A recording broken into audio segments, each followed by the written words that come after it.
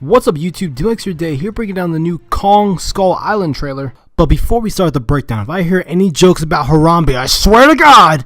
It starts off with a group of scientists and soldiers doing research on Skull Island by dropping bombs to map the surface of the island, which ends up not being a good idea for the team. Then we see James Conrad played by Tom Hiddleston and Weaver played by Brie Larson looking a bit concerned about the exploration. Soon the team encounters Kong with a tree being thrown into a helicopter. That's a badass shot, I'm not gonna lie. Then you see helicopters circling around Kong, and Kong's design is faithful to the original King Kong movie rather than actually looking like a gorilla from what we saw in Peter Jackson's version. Then we see Kong rising from an explosion having a face-off with Samuel Jackson's character, which seems like it's going to be the climax of the movie, but I could be wrong about that. Then there's dialogue between Samuel Jackson and John Goodman's characters, where John Goodman's character actually knew from the start that monsters existed, and the main goal was to get evidence that monsters exist on this planet. And soon after that, the group is ambushed by the natives of Skull Island, and I gotta say the war paint that is covered on their bodies makes them look fearless. Then John C. Reilly's character pops up to stop the conflict between the natives and the group, and it looks like he was abandoned on Skull Island for quite some time now, and I believe this character is going to be the comic relief of the movie. Then we get a nice shot of Kong walking in a river. He truly is massive. He's like the tallest Kong put to screen, standing at 100 feet tall. That's just insane. Then we get introduced to the evil creatures of Skull Island, which are the skull crawlers. They're pretty much creatures that crawl around the surface. They have like skulls for faces, which is basically telling the audience that Kong is not the true enemy